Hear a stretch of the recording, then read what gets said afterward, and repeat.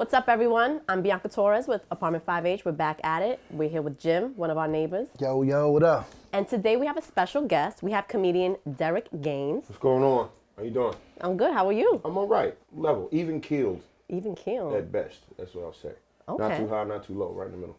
Well, I want to get into it because we've been having a conversation off camera. Okay. So first, tell us how you got your start in comedy. I started back when in 03. I was 19. There was a place called the Laugh House in Philadelphia. Okay. And I wanted to get up and try my shit out there because I was a jazz college kid. But I was funny in jazz college. And they was like, yo, you need to take that pass here. They got like a little open mic they got on Second and Front. This when I used to go to school in Philly. Okay. And I got on stage for the first time and it just made all the sense in the world. I was playing concerts, but I still felt like I was behind somebody playing. So I didn't want to be behind anybody. I wanted the spotlight. So I kind of started getting on stage when I was 19. Never looked back. It was just like it just made sense. So I was went on open mic when I was 19. I started headlining by the time I was 24. So I just chopped it up. And then everybody was like, well, you good here, but you don't want to be a local celebrity. So move to New York and fall on your ass and figure it out that way. And that's basically how it started. So the first 5 years was Philly and the last 15 has been in New York City. Are you from Philly? I'm from Philly, yeah. Okay. What part? Northeast. Okay. That's like the real suburban nice area. That's the nice area. My mom didn't want me to be with the hoods, but I still liked the hoods. It was always funny. It was always quick with the wit. So when she moved away to South Jersey, that's just Philly continued. I went back across the bridge to go party with Philly motherfuckers, and and then all of a sudden there's a group of them that like telling jokes, and we was all friends, and we would all line up for this open mic in Philly every Wednesday at 6:30. And just see who shit was better. And if you bombed, you got teased all night. And then, and then we do it again next week. And then it just became a thing. And then we was always out hanging. We was always out trying to joke on each other. We was always trying to write a sketch. And then push come to shove, you get good enough, you start getting paid to do it. So when the money start rolling, you go, how can I make more money doing this? And then everybody was like, go to New York and hustle for real, because that's where all the comedy clubs is at. From either the bad ones to the good ones, but you got the Bronx, you got Brooklyn, you got Harlem, and then you got Manhattan. So, you got 4 different boroughs to choose from. You got different areas to choose from to tell these jokes that you think you're good at. So Philly was just like the prerequisite. It was like the beginning until the world opened up. And New York was the world that opened up pretty much. Because Kevin Hart did it. Kevin Hart was like the guy that was in Philly, got good, put movies out, and then he left. He was like, what do you do? What do you mean he left? He went to New York and got really good. He started talking to broader audiences, and then he became this guy that is damn near a household name now because he took those steps. And we was like, well, shit, we want to take those steps. So we started in Philly. Was like, well, we don't go in here because we don't want to be local celebrities. So, New York is where you chase dreams. So, or hustle. That's what they say. That's what they say. So that's how it started. It was a long time ago. It was 20 years ago. So yeah. That is a long time. It doesn't feel like a long time. You said, what, 2003? 03, yeah. It feels like just yesterday. Yeah. So is Kevin Hart, like, if you're a comedian coming out of Philly, like, that's like the guy that that's the Mother Mary. That's the Hail Mary right there. We look at him like, all right. Who was before Kevin? Who was before Kevin? Shout out to Javon Pearson. Javon Pearson was a guy. He started writing for the Fresh Prince. That was big. Shout out to my dog Torres, the Philly Wild Child. He stayed there, but he owns Philly when it comes down to comedy. Like if you're going through Philly, you gotta talk to Torres first. And Torres was the dude that taught me how to write a joke for real. Okay. So was the guy, and then Spank, who rolls with Kev, and Naeem, who rolls with Kev. Spank Horton. All the Plastic Cup Boys came out of Philly. So I watched all them guys leave with Kev to go be somebody. So all of us young dudes, Dave Temple, Monroe Martin, me, Chris Cotton, rest in peace, Reggie Conquest, all of us was like, we watching them guys. Like, so if they leave, shit, we should leave. And then we all went to New York. So all of us got, we all kind of making paper now. We're not on Kevin Hart's level just yet, but we see what it could be.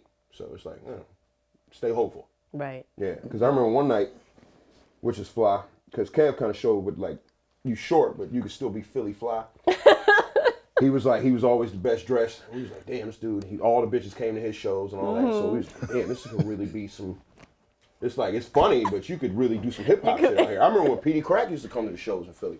I remember when Stay Prop was popping, they'd come see Kev. We was like, what the fuck is Beanie Sigel doing here? But, he transcended. And true story, about a year ago, Kev was in New York promoting a movie, so he figured he'd stop by the club. And we was all working at the cellar, but Kev wanted to drop in. So he comes in, Kev gets on stage with a chain we couldn't believe. It was like this iced out. Super it rapper was chain. Dancing. We all tucked our shit in. We was like, nah. And it was like, yo, this nigga's really cool up there. He dances, neck dancing, but he up there making people laugh. So it was like, oh, okay. So you can find that middle ground of like Philly fly, but being funny. And then we kind of just took it from there. So he was always that guy. That's true, because I feel like, I mean, no diss to the comedians. I'm just saying, like, you don't see like a whole bunch of like fly comedians, right? No. Everyone's like just chill. Because everybody's on that self-deprecating, you got to tease yourself in order for the crowd to like you type Right. shit. Kev never exuded that. Eddie Murphy never exuded that. Martin Lawrence never exuded that. It was always leather-bound suits, grabbing your dick on stage, letting you know this is the show you want to see. Yeah. It's not me standing up here being ironic, trying to get you, convincing you that I'm this, and this is why my life is that way. No, it was more so, it was grandiose. And Philly dudes is grandiose. So to be able to be up there sort of vulnerable but still fly is a fine line in showmanship. So we was like, dog, that looked like the way to do it. Swag meets jokes, come on, man. It's unstoppable, but you got to get there. You could be fully dressed. You could have, what, a $5,000 outfit on, but Right. bomb. You're going to hear about it. So it's like, yeah. It'll teach But he you. was fly. I remember, like, Philly was just a different kind of honesty. I remember I would go on stage and might not do well, and I'd tell, like, the head dude of the club, yo, the crowd is whack. So the dude would go up there, kill, right? Then come off stage and be like, yo, Derek, they was laughing at the shit I was talking about. I don't know what the fuck wrong with you. And the whole bar would be like, ah, you whack dog. So it was like, it's gridiron, but it was so fun because you kind of built friendships. Like baptism under fire. You ever heard that? No. Baptism under fire. It's like you get blessed in the bullshit. Like you go face these hard ass Northwest crowds, off Southwest crowds that Spank was from. You go up there and do jokes in front of North Philly niggas at 12 o'clock. And these the Muslims. These the ones that wear the Timbs, sell the oils. They got their girl in there all wrapped up, but they want to laugh too. So how do you get them? So you go, yeah. So That might be a tough crowd. Philly was like, yeah, at 12 o'clock, what you gonna say to all these Muslim niggas from North? Well, I don't know. I hope what I wrote down in my stage presence gets them. And it used to. And it was like, oh, wow. And this is like just the first 5 years of my career. Like, it's like gauntlet type shit. You had to do that. And then what was so funny is because I'm from the burbs. So I would go to Philly and enter this world to go try to be funny. And during the day, I was a janitor at my mama's church. So it was like, oh, wow. It was like a double life. So yeah, the stage kind of showed me a lot. It just showed me how to navigate and how to get cool. Well, how did you know you were funny? Like, what was like one of the first instances where you're like, okay, I could do this? On some innocent shit, I used to make my mama laugh all the time. I mimicked the cartoons. I mimicked the Looney Tunes and all that. And then try to do what Bugs Bunny did and then run up to my mom and be like, Mom, look what I could do. Boom. So that was one. That's like when I was 3. And then when I was 10, I was doing jokes that my homies told me at school. And then I tried them in front of summer camp kids. So I had to remix the joke in my head to make it sound funnier than how they told me. So I do that when I was 10. And then when I was I want to say 15, I was like 15, I was doing speech competitions in high school. Like I was up there trying to do like Martin Luther King speech competitions, like how good can you sound like Martin Luther King? So I was like, all right, you had to get your writing on. Then you had to memorize what you wrote and then perform in front of an audience. And then when I was also 16, here come the goofy shit. I was in jazz band in high school. Jazz band. I used to play the drums. Oh, that's dope. Okay. So when you're in a good jazz band, you get to compete against other jazz bands around the region. So every Friday night, instead of just being off school, home, I had to go back to school dressed up, and we had to go travel to other places to go compete with other jazz bands. So I'm out at night playing jazz at 16. So I'm already kind of living a life that's like weird. Like, oh, wow, I'm competing with other drummers and jazz people. I'm listening to music. I'm networking. I'm doing the whole show thing in high school. So it was like, then it was that. And then when I knew, I was in college and I was failing piano. I was failing at piano. But when I was failing, I cover up the fails with just telling jokes in class. And everybody in class would bust out laughing like, oh, you're kind of good at this shit. You know, they got this little spot on Second in front. It's in Philly. It's called the Laugh House. That short dude is from there talking about Kevin. This is all when I'm 18. This is when I'm 18 years old. Okay. So the day after I turned 19, I switched shifts with my homie Greg. I was like, yo, I got to go try this open mic downtown in Philly to see if I got anything. He was like, all right, I got you. And we switched shifts. And I got on stage, one shorty laughed, one chick just went, this nigga. And I was like, that's all I need, and I'll come back. And then from then on, I just kept running the gamut because it was an epiphany I had in a jazz concert that made me go, I don't really want to do this anymore. It was weird. I was playing a solo. I was having a good old time. You know, stage gets black, saxophone player stops for a second, the leader of the band, to let me go do my solo. The solo is great. Crowd's going crazy, right? At the time, it was the grinding beat that had everybody going nuts. So I was playing the grinding beat on a set of congas, right? I was doing my little Afro-Cuban rhythms, mixing it with the grinding. So they like, oh, this motherfucker is having a good old time. Do-do-do. And I slammed and everybody goes crazy, but the spotlight went back to the saxophone player.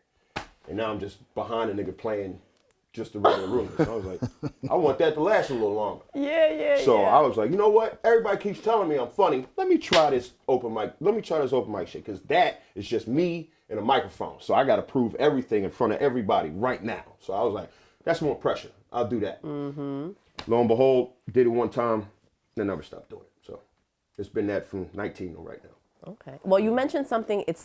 You had a little deflecting going on when you started your comedy journey. So we spoke about this off camera too, how a lot of comedians do.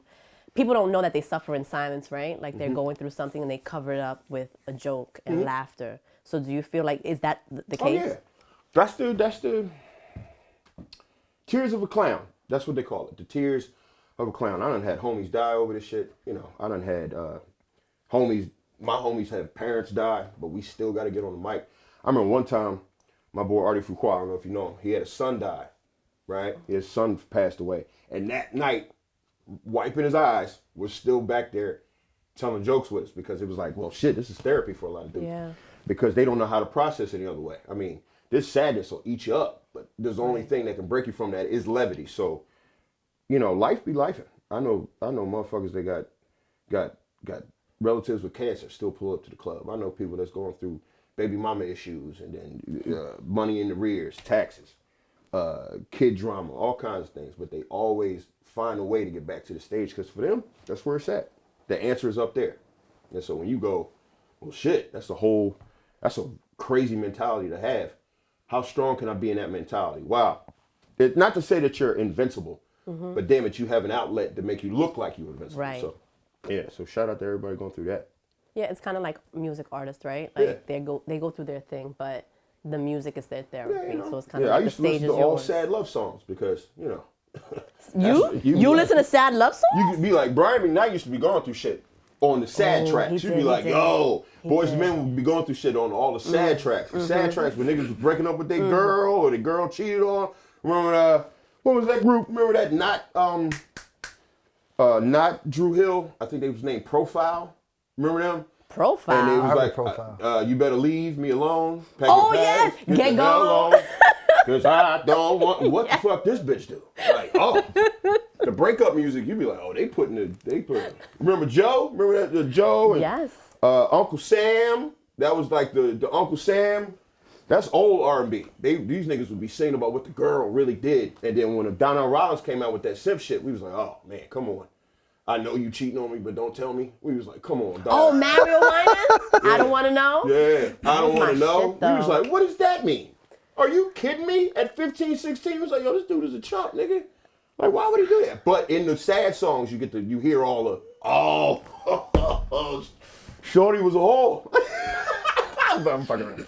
But nah, you be like, No, because why? people still be talking about that shit till this day. It's just, it's now rappers doing the, no. And rappers don't even open up like that because, you know, most of them don't even, they be telling somebody else's story. And then they log it as if it was theirs, but you know. That's true. That's the game you play, I guess. That is true. Because in comedy, you're trying to be honest. You're fighting for your honesty. You're fighting to be as honest as possible. Yeah, I mean, that is true because I feel like a lot of comedians do use their trauma too to make it funny. Well, you know that whole thing, tragedy plus time equals comedy. All these little rules they got, all these little E equals MC squared things and jokes. If you say this, or if you, how does that affect you? And that's where you write from, what you're affected from. And then it pushes you to be honest or vulnerable on stage. So, and those are the best jokes. Yeah, man. How you feel? I always like to ask comedians this. How you feel about the comedians on Instagram? I like them. I like those guys. You gotta understand, it's like 5 facets of humor. There's like 5 facets of comedy. It's stand-up, sketch, sitcom, slapstick, and stand-up, sketch, sitcom, slapstick, and improv, right? And I think the guys on the internet are in sketch. Sketching now, streaming could be a whole nother thing. But yeah, those are the guys that can be funny fast. I always appreciate to be able to write a sketch in under 30 seconds or whatever, and it come off on Instagram, and you get all these views, and you know, I've always liked them because you know, comedy's avenues. Like you know, hip hop, not everybody raps the same. So you know, you can have, you know, some people like, you know, pop, some people like Pop Smoke, but other niggas like Wu-Tang, and you know, those are two separate, different. So you know, there's many lanes in comedy. So I think the internet dudes have a lane that they kind of mastered, and it's beautiful to master on the internet. Why not? Everything else on the internet, but put something funny up there. I always like the Ha-Ha Davises in this world. I always love Ha-Ha. And all the guys now, Drewski's funny to me. Yeah. I think all the guys funny. I'll never hate. But yeah, mine, I have another facet. Mine is stand-up. Mine is getting into the craft, writing stuff down, pros, cons, callbacks, tags. That's a whole different, it's like a whole different facet. So I appreciate what they've contributed. Because you'd be like, okay, keeps more things funny. Wow. Do you think that it's easy for them to cross over? Like, can a skit person do stand-up, and can a stand-up person do skits? A skit person will have a tough time doing stand-up if he never did stand-up. But a stand-up person can do sketch because sketch is just long-form stand-up, if that makes any sense. It does make sense. So, yeah, so the sketch guys, they get these wild-ass audiences. They get this following that's crazy. But they figure, how can I be funny on a thing? Let me book a club and try to talk to them. It's different from when you on that little screen on your phone than to translate 60 minutes of live performance. So there might be a little hiccup there, but I don't discourage any of these niggas from writing jokes down and really going out there and trying what you got. Well, how is it different though? Like if someone that does skits came to you and say, hey, I want to do stand-up, what advice do you have? I'll be like, well, you're only going to get the answer on stage. So you should write a premise, a bridge, and a punchline if you know how that goes. You have to write an idea. Then you got to write something that connects the idea to the punchline, right? Are you good enough to write these ideas that people can see it from you talking? Then take them with you on this journey and then have a punchline for them to laugh at. Can you do that? Is that something in your suit, in your sketch writing that you think you can do? And can you do it over and over again for 30 minutes, 15, 60? Because you can edit a sketch on TV, on Instagram. You can make a mistake and then do it over again. But in stand-up, they watching you do it live. So can you do that? Right. And if they can't, well, you're going to bomb. But if you can, you might come out flying. So I want everybody to get on stage, but that's the answer. Get on stage, boy, see what happens, because that's where it's at. The answer's up there. It ain't for me. The general pop, the people sitting paid, dressed, had to buy their girl, had to wait for their girl, they got to buy dinner, they got a drink limit, they spending money, dog. If they spending money, you better not make these niggas think that you wasting their money, because then you're going to be talked about negatively. Yeah. Because you conned them into thinking that 15 seconds online can translate to 60 minutes on stage. So like, dog, how you pushing your product? And that's basically how that goes. So it's on them. That makes sense. Yeah. Where's your toughest crowd at? Toughest crowd. Bridgeport, Connecticut. Yeah. My toughest crowd seemed to be from Bridgeport, Connecticut. That's interesting. Everywhere else I've had a good time. Even Atlanta is still funner than Bridgeport, Connecticut. Because for some reason, Bridgeport, Connecticut got uppity Bronx niggas that moved out of the hood. Whoa, not too heavy on the Bronx. We're from the Bronx, okay? But listen what I'm saying. Not too much. They move out the Bronx and they get a little fancy in Bridgeport. They might. Then they come to the comedy show still acting like they in the Bronx. And then you got to talk to that. And these motherfuckers been drinking whatever all night long. So you go, God damn. So, yeah. And they kind of like, they not in the Bronx, but they still feel like they need to have No, it. it's You know still how there. the ex-niggas be. It's still there. You know how the ex-niggas be. It's still there. So they bring this to the comedy club. And you go, what am I doing? You just can't sit and talk Because they all hopped up on nutcrackers. So you'd be like, oh, come on, dog. Whoa, we don't drink nutcrackers anymore, okay? Unless it's joking. summertime. No, I figured I'd unless get you it's riled up. But no, no, sometimes. it's easy to get me riled up about the Bronx, you know. I mean, unless it's summertime and you're on the beach and someone happens to come by with a nutcracker, then yes, I will absolutely have one. But no, that's my toughest crowds, Connecticut. So is it kind of like people from the Bronx but are in Connecticut? Like But they that's what you're in basically Connecticut saying? now. But they in it. But they not going back to, they in there. And they got all this Bronx still stewed up in this little suburban town that they in. Okay. So they got to get it Okay. out somewhere. So So when bougie another Bronx nigga people, talking, okay. they figure they need to talk. So yeah, that's why it becomes a tough little combative little thing. I can see how that is. Yeah, but still fun though. It's still fun. End of the day, still fun. Okay. I want to bring it back to the Mario Winans conversation. Okay. Because you did shit on the song, so that means like... I love the song, but it's still like, You don't when like you the listen to what sentiment. he's saying, He you sound go, crazy. Wait, so Right. wait. So if someone is cheating on you, not saying that you're having this situation, obviously, but if you want to know? yeah, I want to know so I can get the fuck out of there. Yeah. Or just stand on your own 2 feet, gentlemen, get your balls back. Like, bitch, are you wasting my time? You wasting my money? You wasting the heart that I got left that I even gave to you, bitch. So give it back. Give it back so I can maybe try this on another chick, because you obviously stepping out. I ain't got time. Sorry. But this nigga said, just don't tell me, and you can still sleep next to me and eat my food. Are I you out mean, of your if she's not fucking giving you mind? any That nigga signs... said keep it on the low. Yeah, Keep it on the low? Wait, Are you because crazy? no, because women have that sentiment too. Some women feel like, listen, men do it. I'm not saying I Hey, do. Black men don't cheat. I'm just, No, I agree. black men don't cheat. Come on, So I guys, don't know what you're talking about. don't hype me up with that Hey, conversation. hey. please. Black men don't cheat. That's a lie. Next topic. Black men don't cheat. Black men don't cheat. But anyway. Oh, okay, are you gonna talk about this on stage too? Is that some inspiration? I don't, I ain't got no point talking about. I don't cheat. Ain't no point to What's bring your it up. sign? I'm a Leo. Woo! Anyway. Next topic, because I ain't even gonna do you like that. You traumatized. Something happened. Sometime. If you don't What bring month it up, is something Leo? happened to you, babe. August. You're right. Is this your interview now? Talk to me. What do you? I mean, What's going on? What happened? What did Leo do to you? no, I'm healed now. Okay, good. No, not a Leo. It was a Virgo. Those are the worst. This has nothing to do with me then. I'm just saying, like, Okay. I can tell that because you were talking about your heart, so I felt like maybe you were a Capricorn or a Cancer because it's like you don't play about your heart. Leos are loyal, and then you fuck with that loyalty, we'll never get it back. Deep.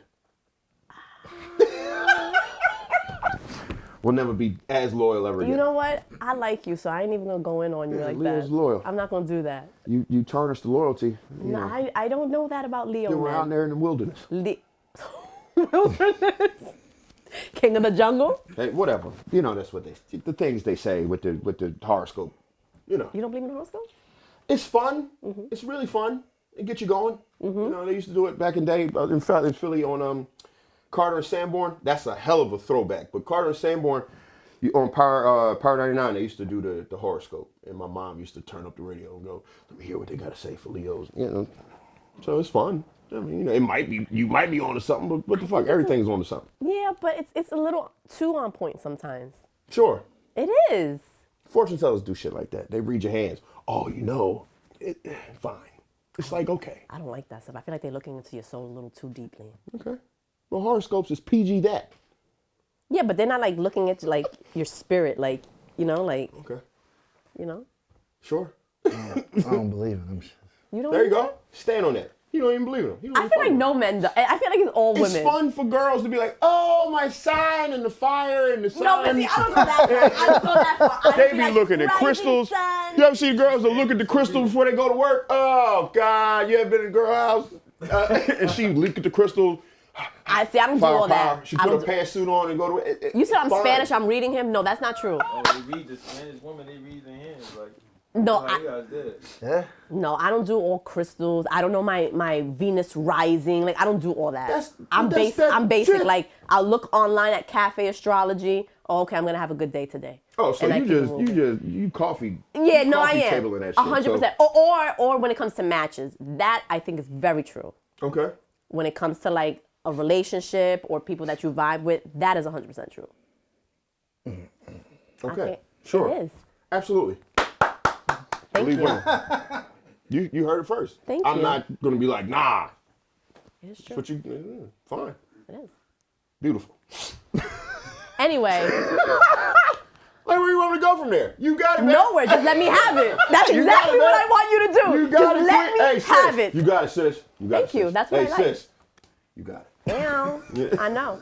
Hey, sis. You got it. Thank you. Say it one more time. Hey, sis. It's on you. You and your horoscopes. You got it, baby. That's right. I didn't know you believed in that. A little bit. Not You a went lot. hard. We just spent 3 minutes on this shit. You really. 3 minutes is nothing. Yeah, but it's 3 minutes. Phil- Hold your breath for 3 minutes. Philly versus New York. Who Now. Who won? Now. Jadakiss, Beanie Sigel. Whew. All right. Ooh. Wow. Now, I will say, God, I love Jadakiss too. But Beanie had the line. Peep speculation, game over. Nigga, dig this. I'm about to sun kiss like a soda. That had us going crazy in high school. Like, we didn't even kinda understand. That Was kinda high crazy. school for That me. is kinda When crazy. he said speculation, game over. Nigga, dig this. He started with that. We was like, dog, what's about to happen? Then he said, no sharks in the water, can't swim in the pool. I eat snacks after school, my stomach is full. We was in school going, oh, this nigga's Jesus. There's Beanie Sigel, dog. Yeah, so, and I was from a Philly town, so Right. we went deep. But man, oh man, Jadakiss put out a wonderful diss track. So we was like, that was a fight. That was a fight, but we all took Seigel that year. We took Seigel. We took Beanie. Okay. Yeah. That's not a bad take. I got guns that the government got. Motherfucker, if you... Thug it. Oh, Nah. yeah, man. It was, Okay. it was high school. We was banging on lockers listening to that shit. It was great. That was awesome. It was like Beanie kind of, come on, dog. Broad Street Bully right there. It's Broad Street Bully right there. But Jadakiss, he beat Dipset. The fight that just happened. You say it like it was like. No, I tell you who said it. Cam said it on his podcast. He explained why they got.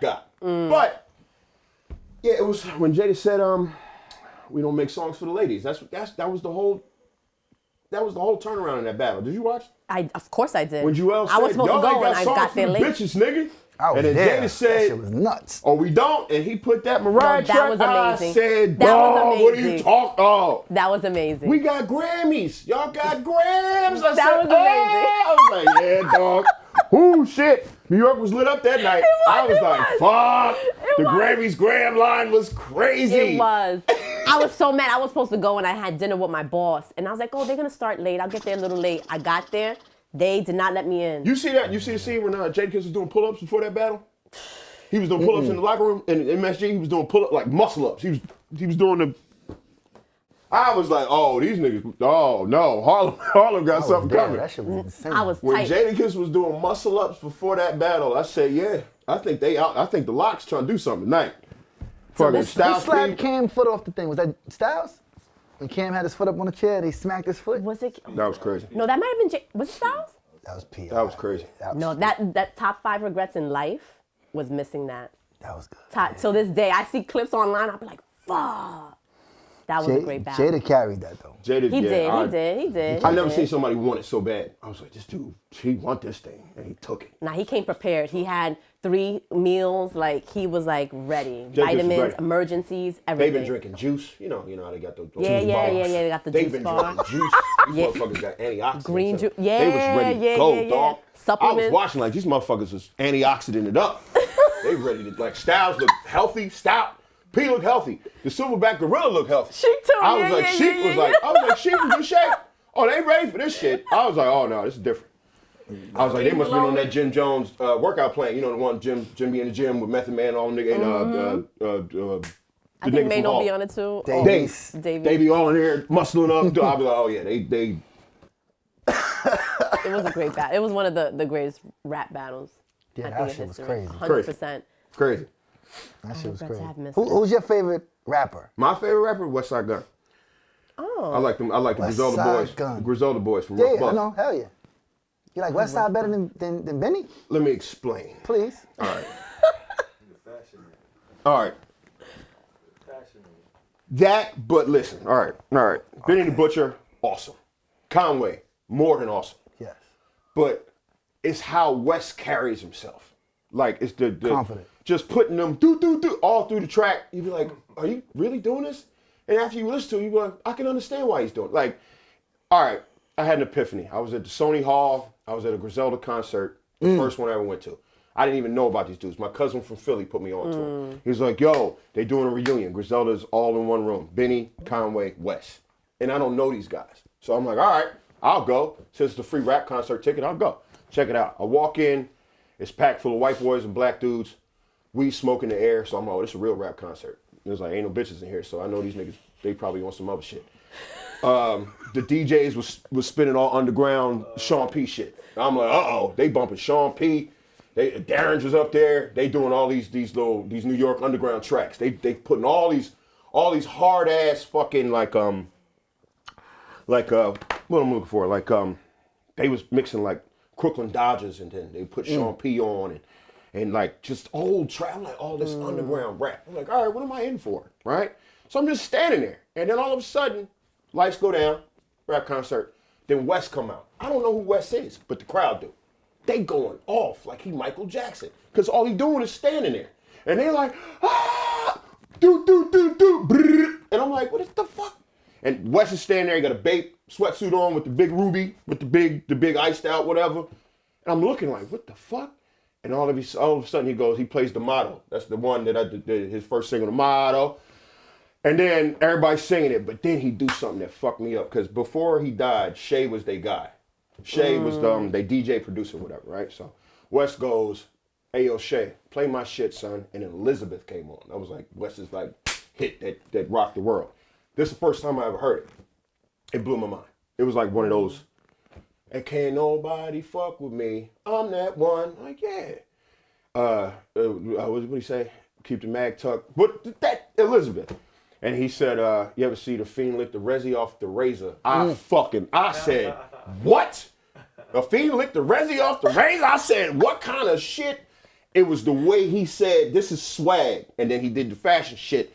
And the way he was rapping, and and I'm into wrestling. I'm like, this is some other shit. So I was like, yeah, I think that's the swag that I like. And then when I went and got all the 20 albums that he put out during pandemic and all that, I said, yeah, this dude is. And then it's the music he picked, because I'm a jazz college dude. So he picked all these gospel tracks. Beats, yeah. And then when Conductor Williams was picking all these gospel songs and then dropping the beat out, and then you just rapping over the melody, I'm like, what kind of hip hop is this? And I'm like, this motherfucker, he was rapping to like an elevator music song. It's called Bubba Chuck. It's called Bubba Chuck. It was on Fly God is an Awesome God 2. And I was like, this dude is, why am I like in love with the sound? Like I was like, Benny be on it. 97 Hove, all that shit. But it was just like, West be like, he say shit like, you ever had a gun in your mouth like a cavity? I walk through your blood happily? Like that's wild. But then to do it over a premiere beat, like what is this? This is like some crazy shit. And he says, this is the one that got me. This one made me go, I think he's my favorite dude. He said, everybody think they fly now, but ain't nobody flyer. You ever cook a half a brick in the air fryer? I said, what the? Even though I'm from the suburbs. I'll never cook drugs. I'll never shoot nobody. But my God, it's like a comic book. This nigga is a superhero to me. And I was like, that's the guy. Half a brick in the air fryer is crazy. Yeah, so half a brick in the air fryer, and then I started seeing him do concerts. Vogue cover came out, then he was all about this fashion shit. This motherfucker's at Art Basel. He's fucking all the designers in Paris. He got the Palm Angels poncho on, or he got the Louis Vuitton joint with the big ass bracelet. He's doing his own videos, but they like real, it's like anachronistic. It's like old time. Like it came out of the 90s. So he doing all this shine shit, but he still look like Wu-Tang. So I was like, oh, I'm done. This is like a weird mix of everything. It was like the mainstream hip hop with the underground hip hop. Then he got two lyricists that he can count on. And they like, nah, that's my guy. He the one that came up with it, but he knew we could rap. And then when I found out that he started the shit, he started it because Conway got shot and he was laying on the couch with his mouth all turned away. So he was like, all right, I'm gonna start it. You heal up and then you gonna finish it? That's fly shit. Like he kept his homies in the game. Like I'm like, and then when Sheen Gun died and they was like, what would Sheen Gun do? And that whole Sheen Gun album, and then Hitler Wears Hermes 1. To call an album Hitler Wears Hermes, first of all, like that's what? And then get that up on a billboard in Times Square. I said, who the fuck is this dude, man? I said, you gotta wanna shoot for the stars like that. Cause that's wild. He got 10 of them bitches. Hitler wears Hermes 1 through 10. I'm like, what? Crazy. And then Fly Guys and also got 1, 2, 3 coming out. Like, this dude got books and sets. It's like, this motherfucker be like underground joint. He got, was it Hall vs. Nash with him and Conway rapping back and forth. I'm like, this is like 90s shit. Yeah, he making me, I need to go listen to stuff. West I listen to him. I'm gonna listen to him again now. Yeah. West got 20 albums. And it's just some of the beats he chose and how he chooses to rap is ill. And then how he got his homies, just these other 2 niggas from Buffalo, that are rapping circles around everybody I ever heard. So I'm like, oh, this is cool. Yeah. I like this little collective. Griselda is like, yeah, that's like cold Saturday morning cartoon shit. These motherfuckers, it was ill. So I was like, and I started really listening to them. I'm like, I kind of like all the stuff they talking about. And these niggas is old. They like in their 40s. I was gonna say, no, and all this. You like, wow. They've been at it for a while, and they didn't give up because Yeah. they've been putting at it for a while. And shout out to them because they didn't give up. Like You fuck with 38? 38? Yeah, I like 38 Special. Shout out 38 Special, Rome Streets, Rock Marciano, all them guys. Ransom. All of them. Ransom, even Makami. Makami is an icon. That's what he said on that track. Yeah. Yeah, you know who I just started listening to? Ugly God. You listen to him? he's been out Stove for got cooked. ages. He's back out. No, Stove God. Stove. Oh, I'm about to say Stove because God Ugly cooked. God. I didn't Stove know he God, came I out with mixed anything them. new. Stove God. Stove God. Okay, I haven't Stove God is listened to him. retarded. Yeah. Listen to Stove God on Bubba Chuck. His verse is insane. It carried me through 2020. Fiend's Arms Rap like Ultimate Warrior is the coldest shit I ever heard in my life. Fiend's Arms Rap like the Ultimate Warrior. listen to it. I'm First of all, like, that's my favorite wrestler of all time. So like, I what get are that. you talking about? Yeah, he said they were saying That's some things. insane. That is Reasonable insane. Drought is the album. Reasonable Drought is Reasonable great. Drought? Okay, I'll check it out. Stove God. I need some new stuff to listen to. I'll check it out. Who's your favorite comedian? My favorite comedian is still Richard Pryor. It's still Pryor. It's Richard over Eddie? Richard over Eddie. Yes, Richard over Eddie. And Why? It's Chappelle and it's Richard and Chappelle for me. Okay. But Eddie is up there because it's Eddie. It is Eddie. But Richard, you want to talk about life and that whole covering it up? Richard was born in a whole house, you know, Yeah. known drug addict, just running through, you know.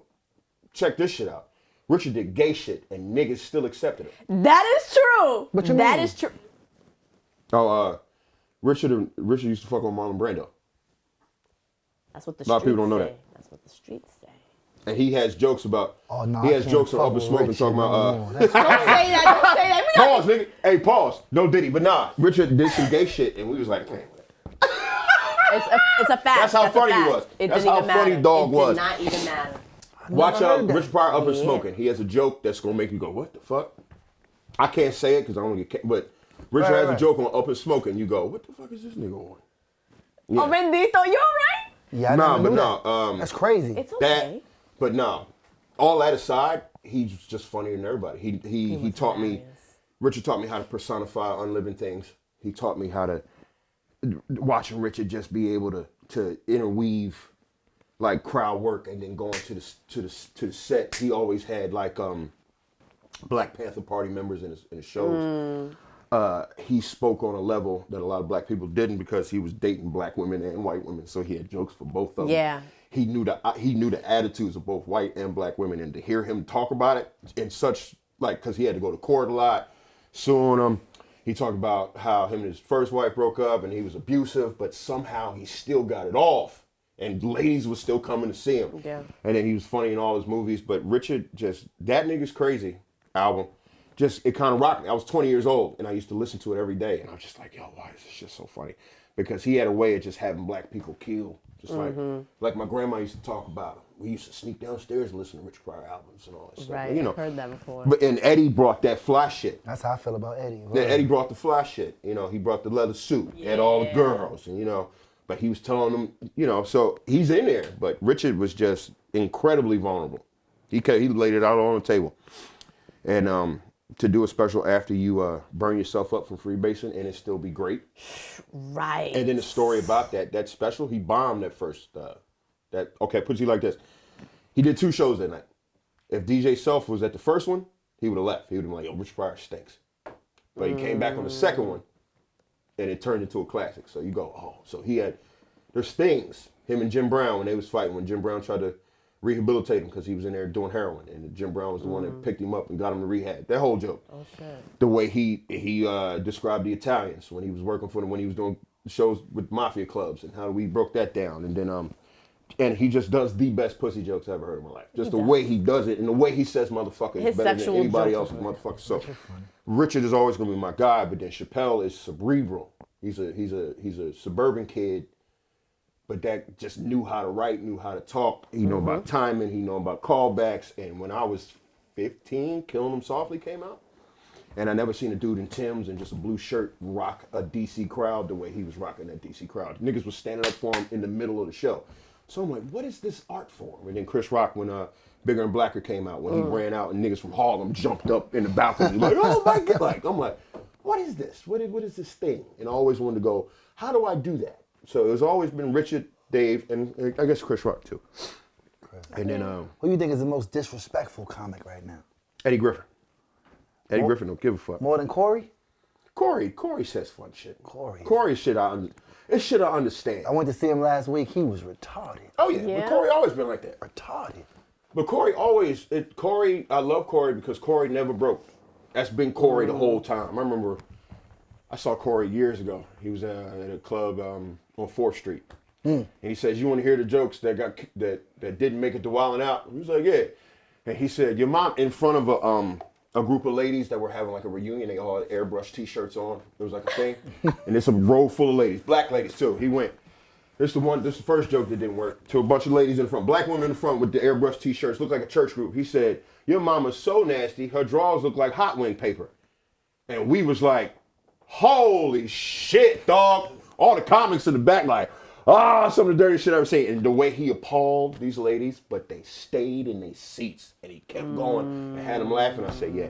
Oh, and I can't forget Patrice O'Neal. That's one of my favorites. Oh, yeah. Patrice is one of my dogs. I can't not bring up comedy. I'm bringing up the dog Patrice, because Patrice he was the only one that gave me advice when I moved to New York.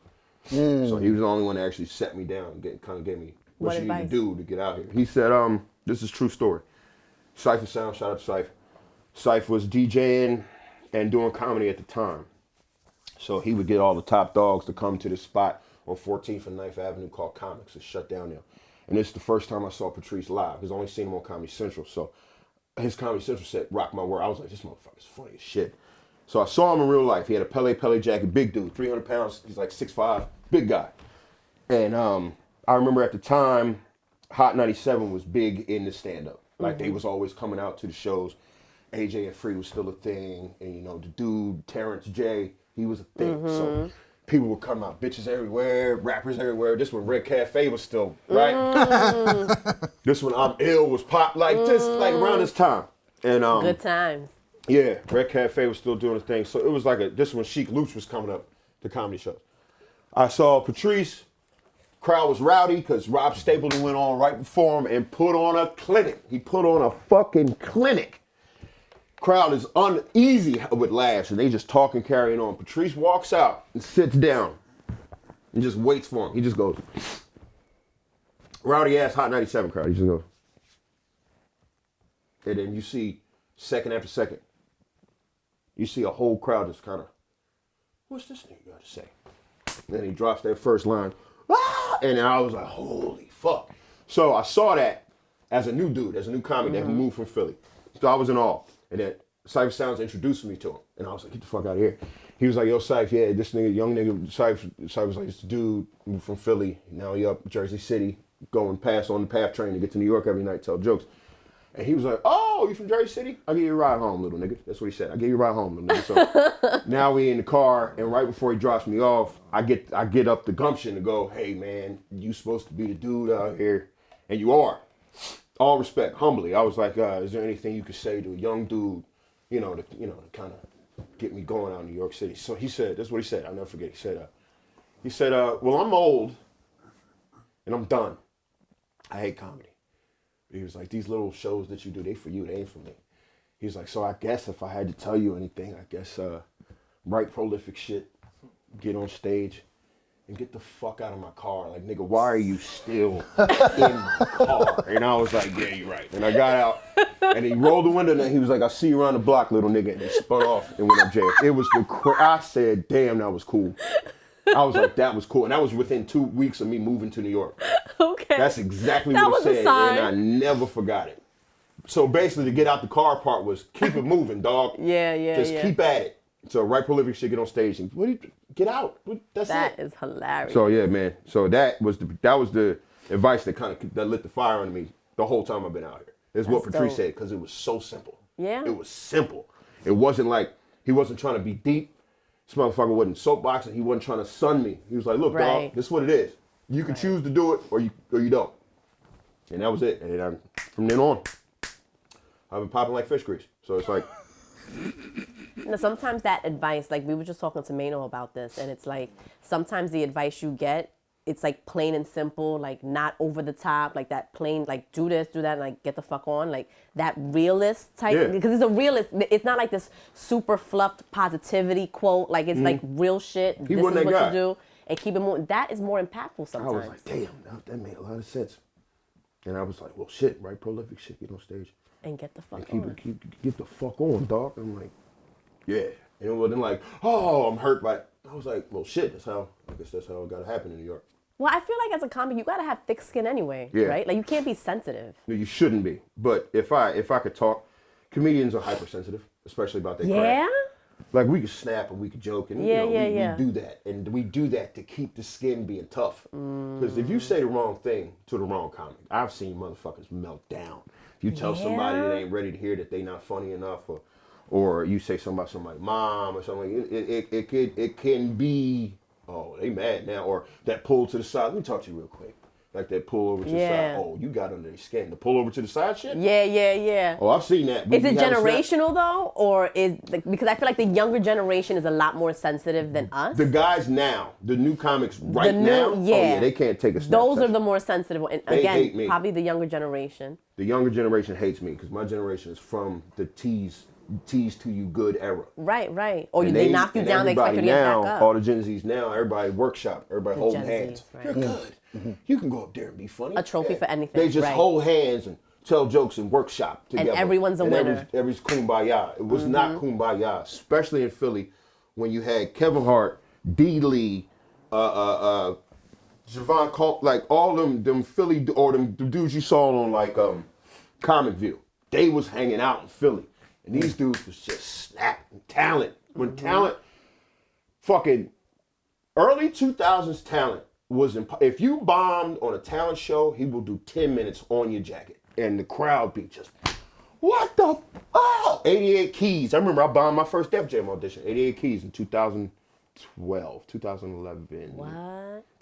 And I went up and I thought I had my best Adidas jacket on.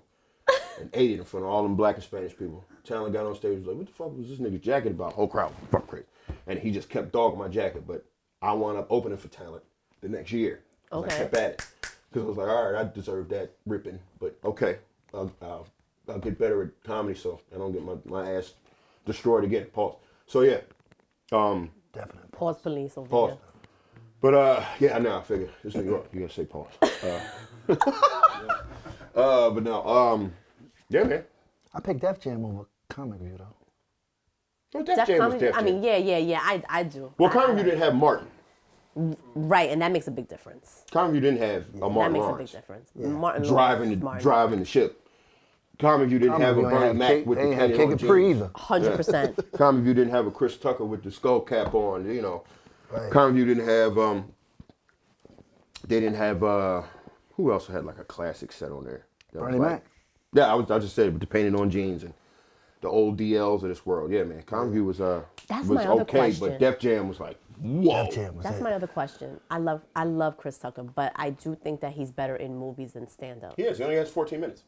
So that's another Tucker thing. has 2 sets. He has 2 famous sets, and they were both on Def Jam, and that's 14 minutes total, and that's all he needed in order to be Rush Hour. So do you think that if you're good in movies, you're not necessarily the best in stand-ups? You just can do gotta both? hustle more. You gotta be good at Okay. both. Okay. You can do movies, but as you're doing movies, you should probably still be getting on stage. if you want to be good at both. I think Bernie was good at both, right? Bernie was good at both. Yeah, he was actually. Bernie he was fantastic actually. at That's a both. good point. That's a very good point. Will Smith never did stand-up. Nah, I don't think he did. But he did an episode on Fresh Prince about doing stand-up. Yes. And he admitted to DL that he couldn't do it. That was pretty ill. That was pretty ill. Like, he tried to do DL's stand-up special on The Tonight Show, and he bombed because he didn't have the same time as DL. But that's a whole thing. But no, Will Smith been a funny motherfucker the whole time. But he never really... Chris could do both. Chris Tucker? Chris Rock. Chris Rock Rock can do both. He can do both. He's I like funny. I like his stand-ups better though. He I do doing like his SNL on stand-ups December 14th if you want to check He it out. is? He hosting SNL on December 14th. Oh, I gotta see that. He been running around the city. He been getting up on every night That's crazy. down at the cellar, tightening up to get ready for Oh, SNL. I So, yeah. gotta see that. Party gonna be great too.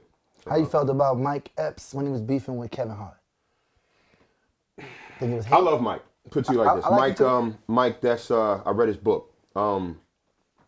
Mike's one of the funniest dudes on the planet. A lot of people don't think that. He had 4 specials, but 2 of them were classics that are underrated. Okay. The first one, underrated, X-Faded, crazy. And then the other one where he had the blue suit on, one mic, perfect. And then he had 2, one for HBO that, you know, and then the other one, whatever. But he can beef. That's what keeps him in, right? That keep you relevant. Pause. Oh, shit, pause, I'm sorry. Insane. Told you he's a pause police. And could be vagina, though. What could be vagina? The end. He's still in.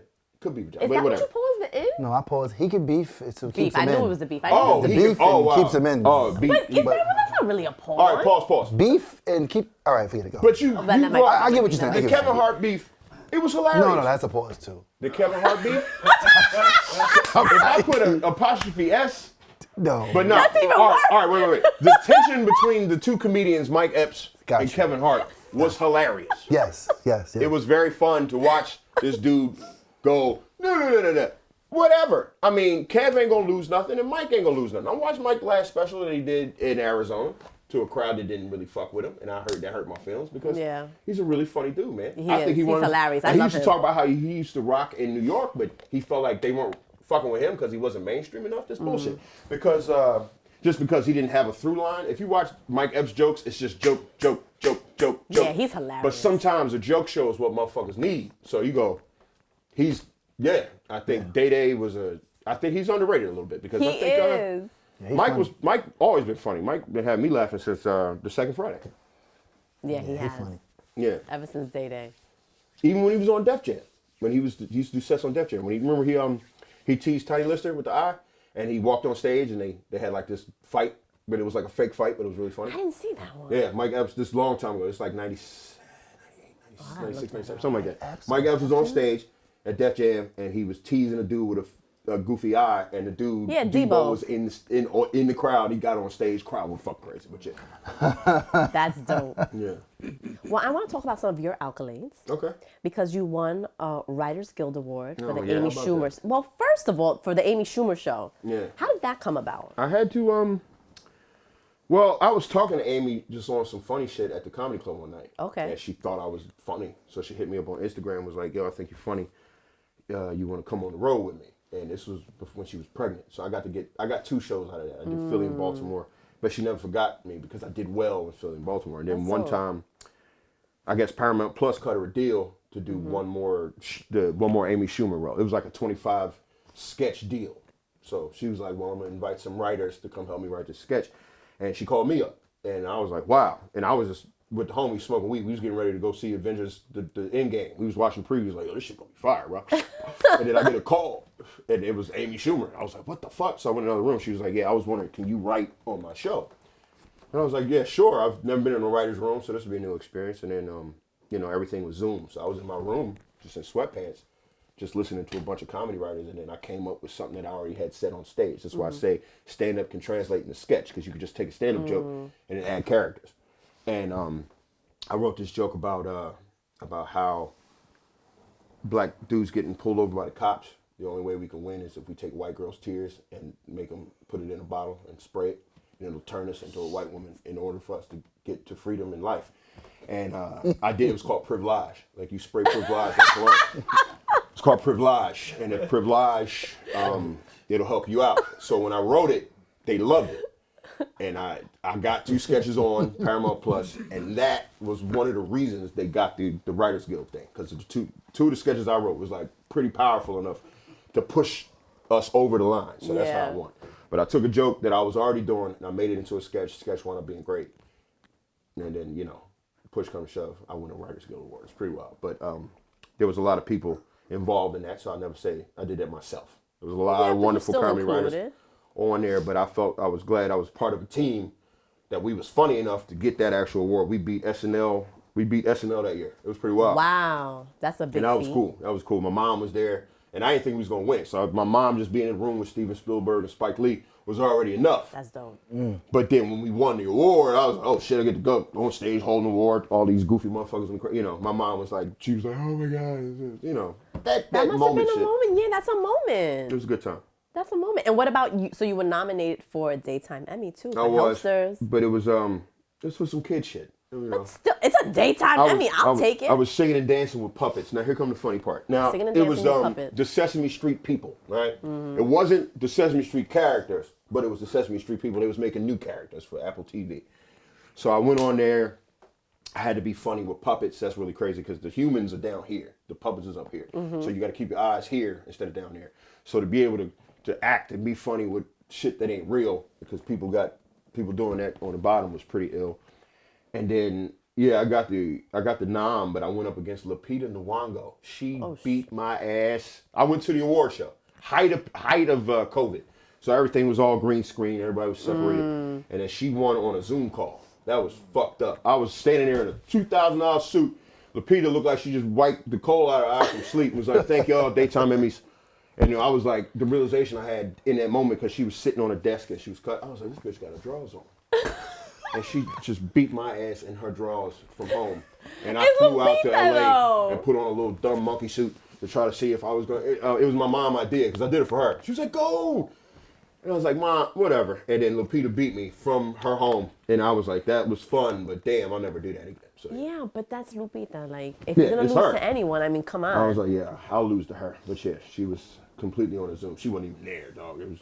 I was like, mean, she's like kind of like Beyonce level in a sense, you know what I mean? in the movies, I guess, sure. Yeah. All right, fine.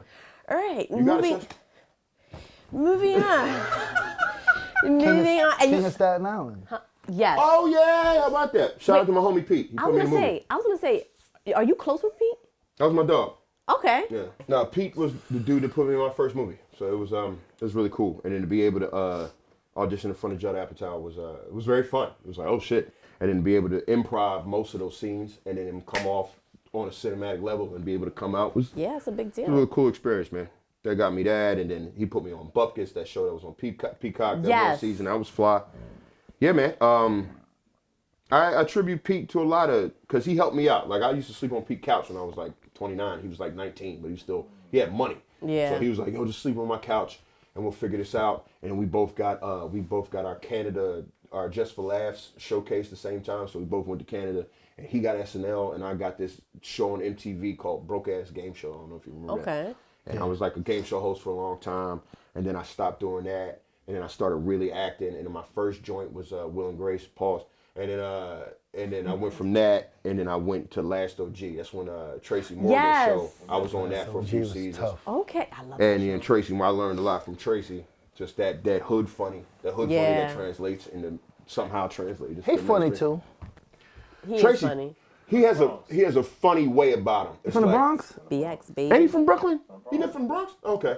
All right, but That's yeah. ours. He funny. He funny. Yeah. He is. I like him better in movies. Yeah. Yes. But yeah, Tracy's great movies. But at one point, he did have some really good shit on stage. I used to watch him when he used to be when he was 30 Rock. Tracy, he used to come by the clubs. Hilarious. He pull up in a Lambo, right? He pull up to the comedy club in a Lambo, get out. You know, somebody watch my car, man. And then we was like, all right. And then he'd go walk downstairs, pull his stomach out, start rubbing it, and then he start telling jokes. The nigga, he's been crazy, but Yeah. it's like it works for him. Uptown Comedy Club. Uptown. Forgot about That Uptown Comedy Club when he still had the hat with the propeller on it. Yeah. So it wasn't like he didn't have it. And plus him as Hustle Man on Martin. Hilarious. And then when I was able to meet Hustle Man, I got the chickens. but what was so funny, it was disappointing. I brought up some Hustle Man shit. He was like, don't talk about that, man. It's old me, man. I'm like, all right. I love Hustle It's Man. not me no more, man. I'm like, all right, sorry. But he was great as Hustle Man. He was. You know my slogan, if you want it, I got it. If I ain't got it, forget it. So you better do it while the getting's good. Like that shit, that's classic shit. The free range chicken, the pigeons That's on why I the said I stick, all got the that chickens. shit. I still watch Martin. I watch it at least once a week. Yeah, that's passe. We use molasses now. Molasses, that whole, what you want, pay your rent? Like that shit had us going in school, in grade school to high school. So when I was able to meet dudes, like, this shit is fucking just hustle, man. And then he wasn't even on that hustle man shit anymore. He was skinny now, and then was this before or after that accident? This before the accident, and then the accident, and then he lived. He kind of turned into like a /comic /preacher. It was weird. Like when a motherfucker danced with death, everything's either a sermon or a joke after that. Like it's either advice or some funny shit. It's weird though, but that experience was great because I got to work with the late how the fuck am I forgetting his name? The motherfucker that played Apollo. Mike Jackson. No, the real one. Action Jackson. I got the chance to work with him. Carl Weathers. Carl Weathers. I got to work with Carl Weathers. Oh, that's crazy. A couple of actresses is out now. Just to be able to work with You actor. yeah, man. I got to work with the old Aunt Viv. active. That shit You was did? crazy. I was like, yeah, man. So yeah. What'd you It was- work with her on? One of them episodes, the last OJ. Yeah? I didn't finish watching the series. I have So to to finish be able watching to it. to be able to hang out with them was like fly. He showed me some cool old school TV shit that I was able to act in and be funny, and that got me. I was paid for a little while. It was good, and then the show got canceled, and then you start over. But that's shows and shit like that. Now Blue Bloods, I work with with fake cops, so it's fake cops. Don't worry. I ain't no snitch. But Blue Bloods with Donnie Wahlberg, that was fun. Okay. I was only like supposed to do Donnie, one pause. episode. I was only supposed to do one episode, but I made him laugh on the set, and I was supposed to get shot in the chest, and they shot me in the shoulder and brought me back to film one episode. Okay. You like the comedy thing better or the acting thing? I love the comedy thing better, but it's such a slow hustle. But the acting it keep my pockets right. And I'm like, damn, I gotta keep acting. Because it's not the initial check, it's the residual checks.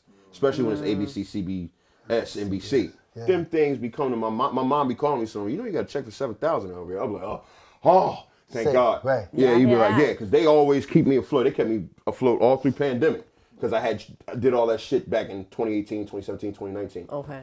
And then shout out to my boy Michael Che. I was on his sketch show for 2. That day Michael Che show. He put me on the HBO for the first time.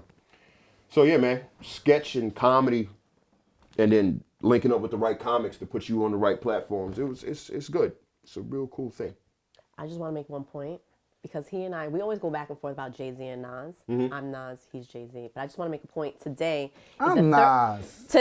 Not last time. Today's the 13th anniversary of Ether. Okay. I saw that. Just letting you know. You have nothing- Jay-Z.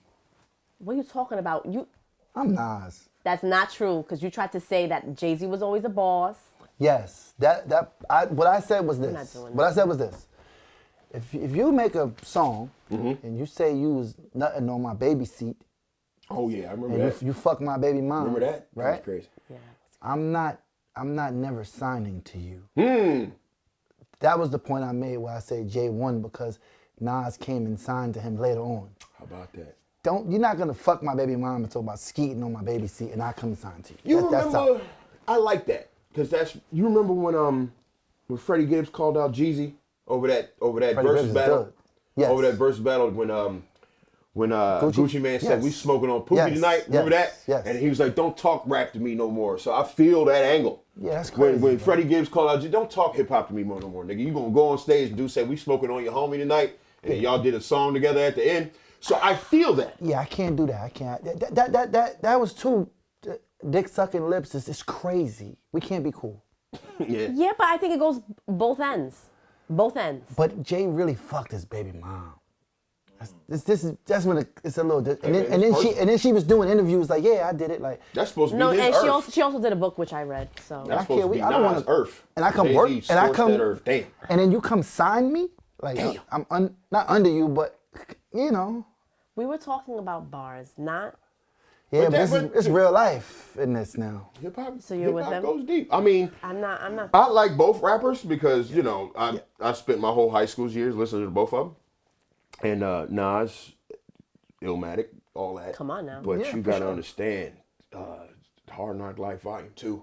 That was great.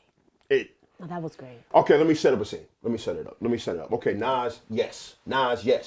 But in Philadelphia, in 1999, we were on the SEPTA bus, and Money Cash Hoes came on the Ooh, radio. that's my shit. I'm not gonna lie. And then the DMX and we was in Philly. Jigga, my nigga, rhyme all night. What the fuck? What the? Okay. So how do we feel about Jay leaving Beanie in the dust? All right. Since you're from Philly, we gonna talk about it, then we'll fuck it Leave then. Philly in the dust. Now. Never came to no court dates. Well, we know Beanie was kind of toxic back then. That's your artist that jumps out into a live crowd and don't hit anybody. A little toxic. This the nigga that be getting. This the nigga who stole my chain and they'll beat up everybody in the fucking studio. This is the dude that he's unruly. Like you trying to do business, you trying to give an unruly nigga millions. Right. You can't trust he a Philly niggas is fucking they crazy, dog. So you gotta be like, damn, he's turning into a liability. I mean, he can rap, but this motherfucker's lifestyle is kind of fucking with my lifestyle. Okay, for instance, remember when Jay brought Michael Jackson on stage? Yes. And everybody was tripping except Jay. And Jay was doing all that dancing behind, and Jay was just standing like, yo, this nigga's really embarrassing me in front of hip-hop. Like, you gotta kind of cut toxic motherfucker. Because, Jay trying to make billions. This motherfucker got a whole plan. The Memphis Bleak story let me know. This nigga was different. When he asked Jay for money, and he opened up a drawer, and it was stacked with hundreds, he said, take 100 off the top, that whole thing. I was like, oh, yeah, Jay on some other time. These Philly niggas, they can rap, but they not on the businessman time that Jay was. So Jay had to kind of cut him off. And then for Beanie to be mad, that's acceptable. That's fine. You was doing something, and then you weren't doing something. But your lifestyle is kind of tarnishing the look that Roc-A-fella is supposed to be. So do you feel, I feel that he got to a point where he left everybody. It's my feeling. Okay. People say that. We swipe they stab. Well, Bleak could be a hit away his whole career. But as long as I'm alive, He's a millionaire. Well, no, That's Brooklyn he for does you, still though. have his label, right? Like Casanova was his artist before he got locked up. So He left Dame.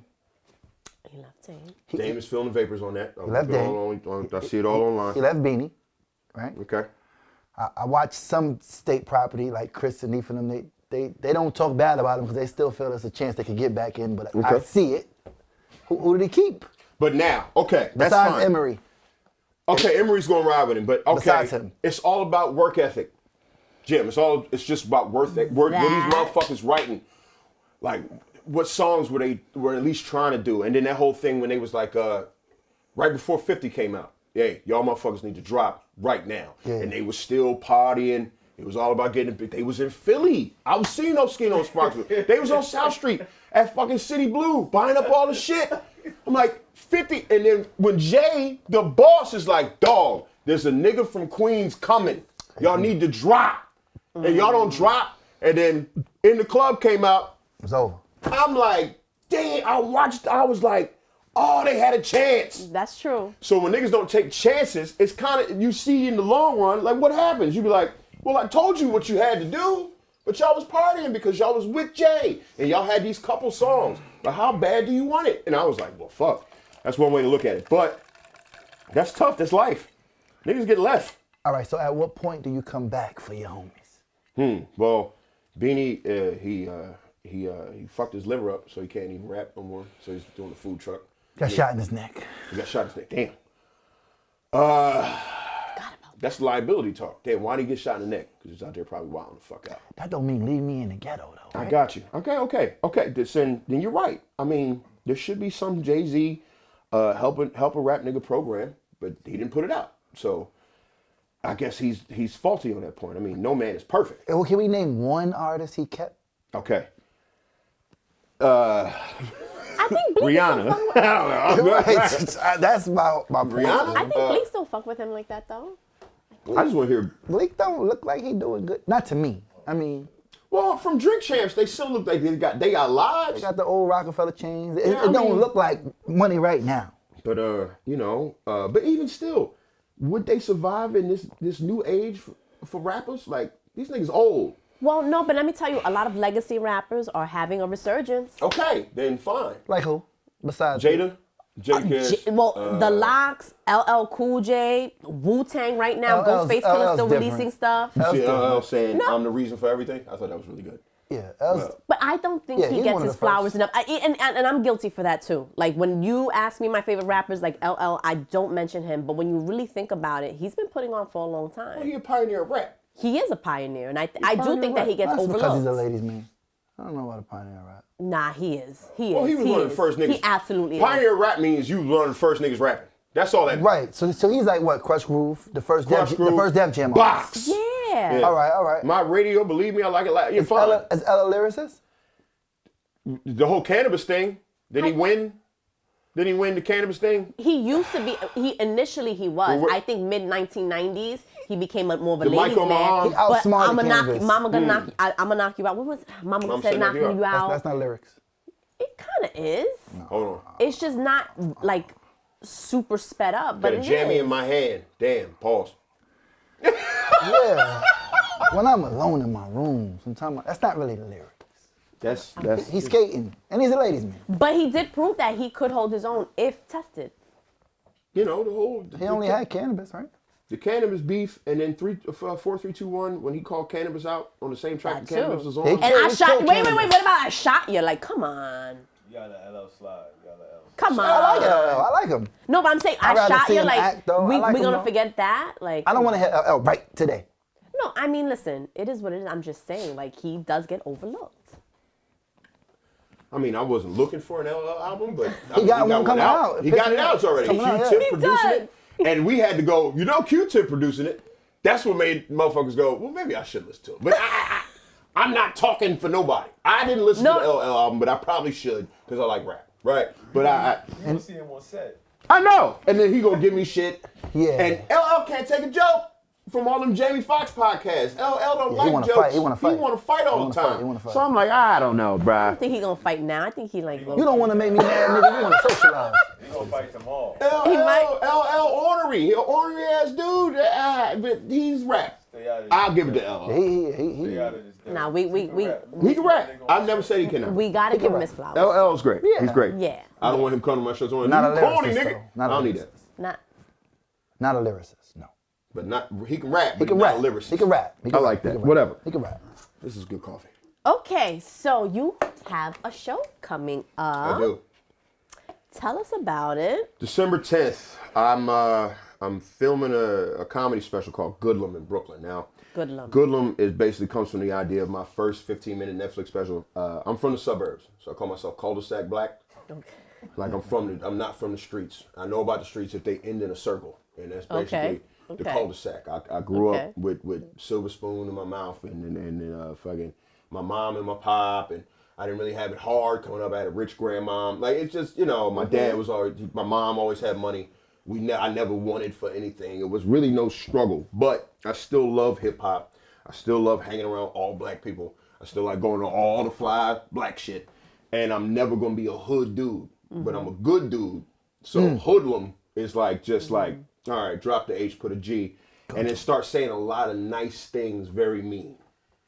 Okay. So I'm never gonna say something that'll hurt your feelings. It'll sound like I'm hurting your feelings, but damn, he's really saying some real positive shit. No, you are like that. So you it's are like, like that. this Yes, nigga- you are. He not a hood dude. He a good dude, but he good talk one. a little niggerish to where we're comfortable with it, and it's like he don't front like he from somewhere he not. Right. So the whole cul-de-sac black idea is now transformed from 15 minutes to an hour of ideas that kind of go with that same theme.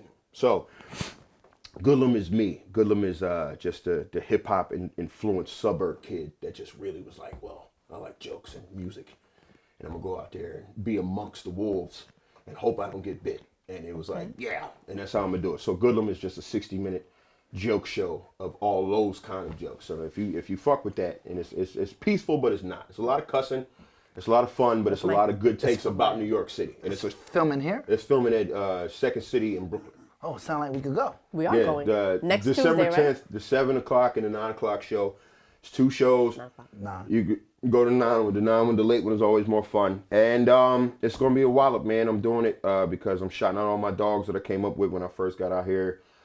And then just moving through just stand up as a whole in New York. And just, I have, been running around here for 15 years. I just compiled all the best ideas I have into a 60-minute wallop of fun called Goodlum. So I'm recording it next week, December 10th to 7 o'clock, and the 9 o'clock show. It's going to be a really funny time. And I do a joke about DMX, and I'm glad I'm seeing this. Yes. I have a joke that I dedicate to DMX because he's dead. So yeah, you can understand where I'm Because coming he's from. dead. Got it. Because to be 13 from the burbs and see Get At Me Dog for the first time on MTV Raps, and I'm sitting on my mother's whatever couch, like this shit.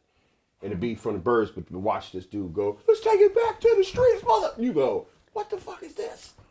And then Get At Me Dog kind of changed the whole thing. I was like, I want to listen to this all the time. So, yeah.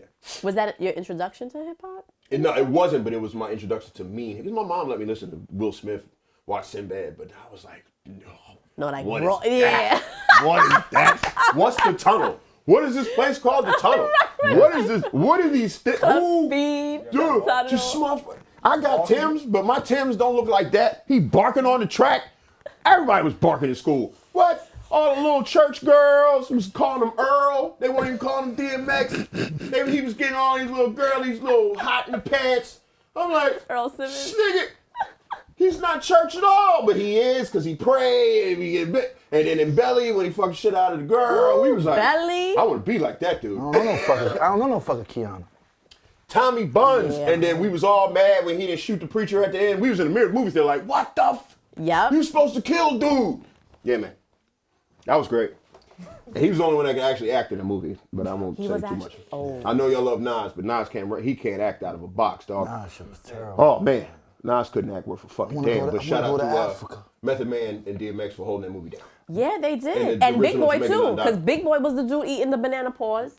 No, that's not Big Boy. not. That wasn't. You know That's who only that for is? Menace. That's the that. Oh, that's Wolf shit. Menace. Wait, yes. That's yes. Wolf Menace. I don't like that shit. I don't like that shit. I don't like yeah. that shit at all. Yeah, Then what's his name? Meth did his thing. Yeah, Meth did his thing. He Got did. killed. But I bought a he did his gift. thing. I bought a gift in the whole nine. Yeah, I gotta watch that again. It's been a minute. It's great. I love that movie. great movie. The Top intro five. is still one of the greatest Hype Williams intros Hell yeah. 100%. of all time. However 100%. Yeah, one of the greatest With Hype the glow in Williams the dark intros. Like, eyes? what are you doing? The black light. Anything you regret? Any mistakes? You feel like you missed on any opportunities? Oh yeah. I didn't kill on my God Code audition long time ago. God Code on MTV2. I know God Code. Okay. That catapulted so many of my friends, and I bombed on my joint. Great, thank God I got it back on MTV1, but MTV2 was popping, and I was like, I had a job, I had a check, but MTV2 was getting all the looks, and I Right. didn't get on that. And then I didn't get Wildin' Out. My shit wasn't funny enough for Wildin' Out, and I was like, Really? fuck, I gotta get on. Because first of all, I got called in late, so I was asleep when they called me, go to MTV right now. And then when I got in there, everybody had props in their pocket. There's one comic, he had like confetti. I was like, you was on the train with confetti in your pocket? So when they did the rap battle, he did the thing and threw it at the judges, and everybody went. I was like, hey, I was underprepared. I didn't know I was supposed to have props. You're in my not a pocket on the gimmick. train. You're not a gimmick guy. And then what's another regret? I just I don't have too many.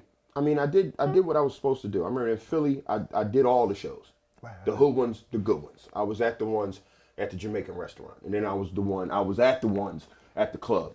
I ran to the ones in North Philly that had the upstairs and the row home, and it was just a bunch of niggas from North just throwing shit at. I did all that. So it was like, all right. So regrets, the only thing I regret is just not doing more shows. The shows I missed, I wish I did. So, it's just like, yeah, I wish I can't regret something that I can't do. Like I never had DC Young Fly's talent. I had my own, but I was like, damn, he got something. But you can't compare yourself to anybody else. No, you There's can't. bitch shit. So you just gotta look at yourself and just work on what you can work on. So just regrets was just bombing on those two MTV or just like, yo, I should have got Wild Out. I should have got Code because that would have put me in another light. The young kids would have seen me more. I've been able to sell out more arenas or more clubs a long time ago. But not really. And just I wish I was more tech savvy so I can get these Instagram numbers up right. So, but other than that, whatever. You could hire someone for that. Yeah, but yeah. So regrets, not too many. Thank God. I didn't fuck up too much in the game because my mama kept me right. And I was from church, so I always had a little center to me. And, I never liked yes men. I never liked motherfuckers that lied to me and told me I was funny when I wasn't. Because I'm like, I know what I did up there, so don't. If it was whack, it was whack, and that's why I found all my right friends. Because these are the niggas be like, yo, that shit was ass. You need to work on that, do something, go back to your day job because that shit was trash. So you sit there like, fuck, do I get sad or do I get better? You know, so I believe Freddie Gibbs said it, even though he was directing this to a woman, you gonna cry in this Toyota or this Maybach? So, you know, so figure it out. So, not too many, great question. That shit, that made me think, like, what do I regret? But no, I regret not doing it at 18 instead of 19. So, you know. Better late than never. Yeah. But no, I'm glad hip hop was there the whole time. Just Definitely. listening to rap. He definitely gonna make me listen to Westside. Yeah, More. I listen like more. Westside. I'm gonna check it out. Still Praying is great. Still Praying is a classic. It's a classic album. But my favorite album from him is Fly God is an Awesome God too. Michael Irvin. Shit's crazy.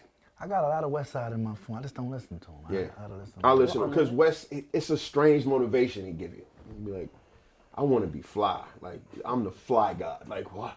Who calls himself that? What? Because I thought it was fabulous for the longest time. I mean, I thought it was fab. Me I thought too. it was ASAP. But nah, this dude be at Art Basel throwing wrestling shows. You think Like, he's who flyer the than Fab and ASAP? Is You know, ASAP just won that award. Yeah. And Fab had the jerseys and all the fly shit, but it's something about his voice. It's this dude from Buffalo that you shouldn't be liking. But he talk weird. He talk weird. He say his R's really funny. He says GXFR, but you be like, okay, that's that whatever. That's that Buffalo Boston But thing. nah, yeah. man, when he got Most Def and Talib on the track, he brought Black Star back to do Peppers. I was like, and then he was in the hood with furry boots on, Go Yard Messenger hanging off the shoulder. I'm like, what? The bubble coat Gucci just at the Jamaican restaurant eating jerk chicken. I said, this shit's fucking fire. I was like, I don't even understand it. I don't even understand this. I'm from the burbs of Jersey, but this is crazy. This is crazy. Like, this dude is different. I have to listen to him based off this conversation. And then, okay. I've been listening and then to there's Benny. a song he got called The Narcissist. But the hook is so great. You go, I guess. He goes, Dolce Rock-A-fella for a half a man. That's a lot of money. Rock Nation brunch stout and Dapper Dan. Niggas gonna miss me when I'm done with this shit. The kitchen keep begging me to bag up grams. I said, that is the coldest shit I've ever heard in my life on a hook. What? I said, nah, that's crazy. I got a $500,000 outfit on. I'm at Rock Nation brunch wearing Dapper Dan. People Begging me to bag these grams to give it out to them. And they gonna miss me when I'm done with it. Who the fuck talks that kind of shit on a track and premiere on the beat? I'm like, yeah. You gotta narrate one of the West Sides. Now you need to do an intro or something. He said, this song gets me through it. I listen to it before I go on stage sometime. Yeah? And and then he got Benny the Butcher doing the last part, took the game over like I'm supposed to. Like this, yeah. It was like, took rap over. Yeah, it's like, wow. That's a lot of And they confidence. independent. Any independent. That's Drop okay. 20, drop fucking 10 albums during pandemic. Like, what? I'm like, and then be like bringing up wrestling that I used to watch when I was in grade school, like Undertaker references and Chris Benoit references that you be like, I remember that, watching that on WrestleMania when I was a kid. Like it's nostalgia meets fashion meets that hood gangster rap with art, gospel music. What? How the fuck? It's so crazy. It's like a sensory overload. So you go, I guess he has an idea that I've never seen anybody else do. And then for Wu-Tang, Raekwon on the album kind of passed him the torch. I was like, yeah, if Raekwon passed him the torch, then I'm listening to him. So, Wu-Tang. We got to get you on an intro. Westside Gunn. Wes is the best. And I miss Wes at the Juan Epps podcast. He was at SOB's last week. And I missed it because I wasn't there. I was so mad. Because he cool with Smoke Diz and all them niggas. Right.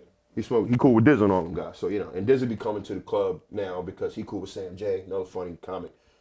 She be bringing him around, and I'll be talking to Smoke about, it's a lot. And then, Static Selector be hanging out now at all the Dave Chapelle parties. So you be seeing all these, I'm like, so y'all know, y'all get it. You know. And everybody, I mean, when they bring up Wes, Wes is, they just go, yeah, that's Wes, man. You know how they, Wes be Wes. And I'm like, yeah. You get it. We're going to get you with Wes. We're going to get Wes you. is my dog. If I could just talk to him real quick. We're Just going let to him get know. you with him. We're going to get you with him. Because Wes is carrying me now. But I tell you one thing, because it's a hip hop podcast. J Electronica kept me from quitting. Exhibit C kept me from quitting comedy. Like, I quit comedy for like 2 hours once. I was like, I can't do it. It was like 2010 or some shit like that. And I listened to Exhibit C like for an hour. And you know, they call me J Electronica, fuck that. They call me J Elect Hanukkah, J Elect Yarmulke, J Elect Ramadan, Muhammad Hassalamka, all that shit. I was like, this nigga's what the fuck? What is this? And he was like, and then the whole part about when I was sleeping on the train, sleeping on Mesrol Ave without a single slice of pizza to my name, you know, eating whack rappers, shitting out the chains, all that shit. Like, that's Eating whack rappers, shitting out the chain. yeah, I was That's like, crazy. damn. I was like, this is some ill ass shit these niggas be talking about. You really be going through that? I'm out in New York by myself. I done drove past Mesrol Ave. Like, you was out here starving, and I'm out here trying to be somebody. Well, shit, I'll follow your method or whatever. But Jay, like, I've tweeted Jay Electro. He never got back to me. But yeah, Exhibit C was what kept me like going. I was like, all right. So through hip hop, comedy lives, and vice versa, because you know the rappers like comedy, comedy like the rappers. So It's definitely hand in hand. it's motivation. Definitely hand in hand. These motherfuckers be putting out motivational speeches through rap. What made you almost want to quit? What made me almost want to quit? What was that? I was I'm an analytical dude, so I'm always in my head. So doubt is a big hurdle. So, you know, if doubt wins you, you can't get out. Yeah. And you throw on your phone, and you don't know what's next. You still a janitor. Right. You want to be something else, and you trying to push that ceiling, but the ceiling ain't giving. You know, you get down on yourself. If a motherfucker is by himself too long in his own head, moving furniture, oh yeah, you'll go crazy. Yeah. So listening to that song, "Bless my heart that I love her," that what was it? Who did that? That's Kanye? No. no, who did that? That's Say it again? that's who's the guy? Just Blaze. Just Blaze did that beat. Just Blaze did the beat. And yeah, man, that crossed my heart that I love. And then it came in and it was no hook. It was Who's just the him rapper rapping. on that? Jay Electronica. Exhibit C. Exhibit C. It was, all right, puts you like this. Shit, the first time I heard it, Clark Kent spun it at on First to First at what's that fucking place? Tony Touch used to do Tony Touch Tuesdays over there. It was You be outside. yeah, Tony Touch Old Tuesdays. school too. Tony Touch Tuesdays. This spot in Lower East Side on First to First. There's a club, and Clark Kent was spinning in there. It was 09, and he spun Exhibit C for the first time. And the whole little, we was like, what the fuck? Yeah, it was like, yeah. So, yeah. You be outside. It's 14 years ago. Yeah, I don't even remember. Yeah, I've been in New York a long time. So, and I was trying to always see what's what. So Tony Touch Tuesdays, all that shit. Yeah, you were nice. Contra was the spot. Wasn't that on 34th Street? Contra was it was this one, and then there was another, but it was I remember it was the It Lower had like East red Side. and black and red like lettering. Yeah, that's on the west side in the 30s. But there was another one. It was two. It was like one in the Lower East Side, and they was doing little shows, man. And it was Tony Touch Tuesday, and it was another spot, and then there was this one joint, Sal's Playhouse or Sal's Fun Room, and that's when Just Blaze used to spin all the time on Monday, and he spun Exhibit C. And that was when I first moved out, so just to watch the crowd go up. And then, you know, just listening to Funkmaster Flex, but you in New York, it feels different. So you Yeah, go, oh, definitely. man, okay, this is where I see why he's dropping bombs out here. You know, so moving from Philly, South Jersey to New York, I was Yeah. like, this is what the fuck. Yeah, so this is what it is. Yeah, so. And you're staying put in New York, right? Yeah, I'm staying put in New York. Yeah, I don't think we a love lot of my friends moved to Jersey and all that shit now. I'm just making enough money. Just stay in the city. The city's great. So I'm like, yeah. If you could do something different, Okay. what would it be? If I could do something different, what would it be? I would have finished school. I would have finished jazz college and did comedy at the same time. It didn't have to be one or the other. I could have did both and still would have had a good piano brain and a good comedy brain. It'd probably help me put both brains together and come up with some better shit. True. But yeah, if I would have kept going through school, that would have been ill. And if I didn't quit karate when I was a kid, because I got up to like a green belt. You can still go back to that. Yeah, I box now. I'm boxing a little bit just to, you know. I'm about to start some shit. I want to do jujitsu. I see. There you go. Everybody, yeah, Everybody my hand in belt. hand. Bop, I don't bop, know bop, if you yeah. need to be doing jujitsu. I just seen one in Hackensack. They do it $50 There you a go. lesson. Why It's not? crazy. We don't need him out here beating people's asses. Well, you got- but- Probably more than but what it's- he but already does. I want to kick a nigga bad. But if you have it, right, it's good to have. If you Yeah. know you got it, oh man, the shoulders roll back and you walk around like, yeah, fuck with me, see what happens. But no, I get it. So no, I boxed a little bit, but yeah, quitting karate school. But what I would have did different, I wouldn't have quit school. So you like New York? Love New York. How you feel about LA? I hate LA. You do? I used to do something called pilot season out there. You go out there and audition for a whole bunch of TV shows. One might hit, you get it, and then you see if you get a season and all this. And it was a lot of waiting games, but I spent so much money, and it's draining out in the desert. And Yeah. you ain't near your friends, and everything's far away, so you can't do a bunch of shows. Because in New York, you do a bunch of shows because they all close. Right. The train can get you there, you can walk there. But in LA, everything far. You got to drive. And Yeah, it's it's like true. this and that, and then it's all. I love like, LA I too. love LA, man. I just LA, and you know the prerequisite is the women, the weed. That's fine, but that's the distraction. There ain't no money. Because you could be doing all that, getting every chick you want, smoking all the weed you want, but you ain't making no money out there, and you just get broker and broker sitting out there chasing your dreams, trying to get on some goofy ass TV show that they might cancel anyway. right. So the risk you take out there is crazy. So New York is better for- So New York, for you can comedy. risk because you can just get on so much, and you can get better faster because you got more places to perform. So you could prove yourself a whole lot quicker out in New York than you could in LA. So it's like, damn, It's a little more superficial out there. I feel like it's, here. it's a lot more superficial. Yeah, out I here. feel like here, if you have the talent, you don't necessarily have to fit the superficial Yeah, niggas be criteria. networking. You know how people network. Go to that's all they do is out That's there. It's all just, they it's do. just Right, network. right. They don't even talk like human beings. They content robots out Right. there. So you'd be like, oh, okay. And it's a way to go. But then when you talk to them as a human being, they just caricatures of themselves. You'd be like, Right. are you putting on right now? That's true. I mean, they do that here too, but it's not as extreme It's as not LA. that extreme. Right, Out there, it's like everybody Tyrese on the back of the bus singing for that Coke bottle. You'd be like, God damn, dog. Why are you singing at the top of your lungs right now? You ain't getting a deal today. No, it's true. You're not getting a deal today. And- what are you doing? And there are some I remember walking, I was in Santa Monica, and this guy, he had a guitar. He was super fucking talented, but it's like, it was him, someone else. Like, Everybody out playing guitar in Santa Monica. Yeah. Just I different guess you gotta spots go on to the LA beach. when you make it already. Yeah. yeah, But you already probably. almost there. Or you have a job that you Or do you got a remotely. following, or you got a following. backup, and now it's all social media numbers. So in LA, your money is numbers out there. If you Yeah. got the numbers, you good, dog. You can do anything you want out there. But yeah, man, LA it just wasn't. It just don't have that vibe, and it's never cold.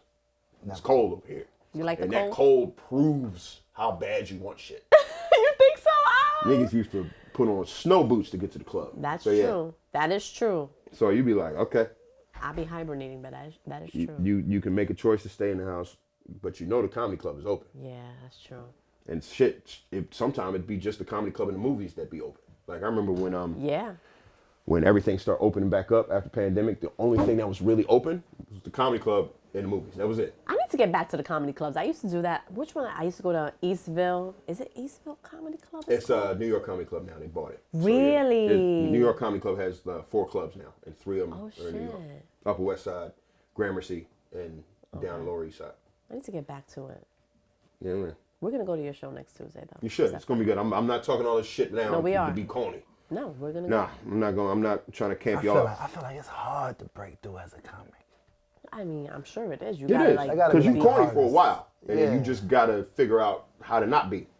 So my advice to anybody coming out here, if you move to New York, do the black rooms first, and don't leave them behind. Always go back time to time, but go see Smokey, go see Capone, go see Talent, go see Rob, Poem, I like a poem. Love go Capone. see them guys, go sit in those rooms where it's full of drug dealers and bad bitches, and fucking.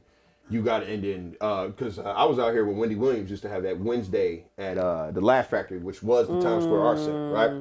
And she used to have that thing rocking, and Capone was the host, and he would host for 45 minutes up top and absolutely shut down a crowd Poem from in the New York. Bronx, I think. And then you got to Capone's get good. up and try to follow what he did is very tough. Yeah, I So a know lot of Capone. failure He's before amazing. you do well. But then if you get into that groove and you start seeing what the fuck it is, the Harlem Creative Performing Arts Center, the bars out in the Bronx. Shout out to Brooklyn Mike. Brooklyn Mike used to have this hot little sports bar room long time ago, and I used to watch that. Them hard rooms in Jersey that Jersey tough. Jersey City, Christ God. There was a spot called Jordan's. It was a hallway. And they used to bring in platters. They used to bring in platters from home. And these bitches would eat macaroni and cheese and chicken. Go, what the fuck you gonna lying. do? What you gonna do up there? It was like, it's this pretentiousness from the black Jersey crowd. City Like, is tough. prove to me, nigga, that you good. Because I'm not gonna laugh if you not. So I'm like, all right. And it's like, okay. What you gonna do? You gonna sit there and be afraid, or you gonna go ahead? And it's just like, it's the choices you make. Hanging out. Making mistakes like talking too much in front of a room full of real comics, and then you get your ass dragged out the fucking comedy club. Getting hazed by the pros, just going on stage and being better than the dude before you, and then they look at him like, what the fuck is wrong with you? All that. It's just go to Essence. Go to Atlantic Avenue. Be under the train trying to tell jokes at this spot where everybody be drinking and the TVs be on. I remember one time I had to do something at Sylvia's once. We had to do a show at Sylvia's. Harlem? Yeah, we had to do something at Sylvia's once. They didn't have a stage, so niggas stood on a chair while people was eating collard greens trying to tell jokes. It's like, it's how bad do you want it? Because it's offered to you in New York. Sometimes the conditions are great, but sometimes the conditions is fuck. But can you be good? Because the host has proven to you that it's real to be funny. That's why I love Rob Stapleton and all them guys, because they would host and murder in these rooms you didn't think was able to murder. Like, what the fuck is wrong with me? I guess I got to turn up. I got to get my shit together because these guys are killing out here. Right. So it was like, all right. So New York really proves to you that, yeah, you can do it. You feel like you're missing anything? From? Like your comedy. You feel like you could be stronger in that I can always area? be stronger. Comedy is always, you know what, comedy, this is deep, but comedy's like a highway. You ever notice the highway's never done? They always got some construction somewhere. Yeah. Further you drive, they always trying to re-clean and re-put. Yeah, you can always put in better asphalt. You can always put up another guardrail. You can always make it a little better. You can always rewrite and write and rewrite. Because every day, if you keep doing it, you get funnier. So when you look at the shit from yesterday, you're like, that shit is, I can put something in that's way better than that. And it'll get the crowd going a whole lot harder than it did last week. Listen to yourself. Watch those tapes. Right. See where you could be like, I can see why niggas didn't laugh at that. I can see why they didn't like that. I can see why. And you change it, and you got to whip up ideas to make it funnier. And the more you make yourself laugh at home, 8 times out of 10, it should work out there. Right. So it's an ebb and flow. It's a continual art form. Stand-up. Right. Everything else is what everybody has a process. My process is to write and rewrite, perform, write and rewrite. If it's good, write something else. Start working on that, because it's not going to start off good, and it might get good if you keep writing and rewriting. Revisions, better. You can be better. You can always say it better. Just like, like rap albums. Like when you listen to motherfuckers, oh, they picked it up. Well, shit, maybe I should too. Yeah, so just and to write interstitially, that always gets people going. I don't know what that word is. Let me explain. To write interstitially means you get on stage, but it sounds like you're having a conversation, but it was all written down. But you sitting there like, is this motherfucker talking to me? Am I his cousin? Why does it feel like the barbecue? Like it feel like he talking right to me. That's like the pastor. Yeah. Pastor. When you go to church? Yeah. No. It's like he talks right to you. Yeah. Fuck the whole room. Like, Yeah. Well, there are some instances where you're in a crowded room and someone is talking real shit or inspiration. Something you be inspirational. like- They What's the make word eye again? contact. Interstitially. Interstitially. Gotcha. So to write interstitially is to be like, to write it down, but to sound like it's just coming off the cuff. And that's why. That's the toughest. And that's an art form in itself. That's what I'm still trying to study. Because there's all kinds of things, And then because you can get intricate in stand-up, that's what keeps me going. Because you can write tags, or you can write callbacks, or you can write these big-ass wild jokes in the beginning, do a whole nother set, and then bring that shit back at the end. And people go, get the fuck! Oh, I remember when Money said it. Yeah, so it's just the rhythm of language. That's what it is. Stand-up is the rhythm of language. There's no music. But my God, if I can write something that gets people engaged enough to go, what the fuck else are you gonna say? All right. And then get to a punchline, it's like, well, damn, he had to rhythmically write that in order for me to stay on board to understand the punchline anyway. So it's like, so that's what I might have learned from jazz school. Talk jazzy to these motherfuckers. Try to figure out how to get to the point, but funny. Like, not just don't say it, but have them go, oh, I like it. Jokes, but shit. And that's basically it. Just do it and try to stay funny. Don't get angry. Don't get angry. Don't get angry, because people going to They're gonna test you all the time. You saw Self. Yeah. Nigga, yeah. if you bomb, I'm talking about you. My voice is heavy in these streets. If you ass, I'm calling you out. Like, I've heard that before. So you be like, all right, okay. All right, fair. That's fair. From somebody watching something comedy, and if it don't translate funny to them, they have all right to opinion and be like, this nigga's ass. I get that. So you gotta consider that. But if you're confident in your shit, Yeah. everybody think they fly now, but ain't nobody fly. You ever cook a half a brick in the air fryer? I'm like, yeah, how about that? I can fry up this shit. These jokes is the crack. I usually use it for salmon, but that's neither here You see nor what I'm there, saying? You know? It's just metaphors and all that shit. Metaphors. We're going to figure out the other way. We go, okay. Well, thank you for pulling up. Thanks for having me. I hope I didn't talk Appreciate too. No, this is a Hell great no. conversation. Yeah, This is a fun. great conversation. Yeah, man, I've always appreciate loved you. a good interview. I've always been like, I'd be glad when I start doing interviews and talk some real shit. And I'm glad it was based around hip hop. Really made me feel at home. Y'all are fantastic. I hope this shit goes as far as it possibly Thank goes. you, thank you, thank Yeah. you. Actually, we'll have you back. Yeah, We absolutely. we like to have some of our guests come back. And When I'm doing the rollout for the special to come out, We going to that show. We got to go to that. I am going. I'm already going. yeah, it's gonna be I don't good. Shout like out the to Ashley. I'm. I want you to say us. We are going. We are going. We are December going 10th. December 10th. December 10th. Second City, Brooklyn, Williamsburg, 7 and a 9, Goodlum, Derek Gaines. It's my first full-length special. I'm filming it. It's gonna be lights, camera, action. I'm gonna make sure that it's good. I'm in here. I've been studying my set. I've been getting it hot for the last 20 years, but for the last 3 months, I've been going out, running the hour. I've been hitting the streets, doing it. I'm going to Jersey tomorrow to run the hour again for practice, just to make sure everything is as tight as I need it to be in order for people to laugh the way I'm talking. So yeah. It's gonna be great. The Goodlum, it's gonna be great. And I appreciate y'all for letting me on here to talk my little shit. You know, Yeah, come this back is when fantastic. Come back when you roll out the special. Yeah, when the rollout come out, Yeah. I'll be back. We He'll talk be about back. shit. Yeah, Thank you. appreciate y'all.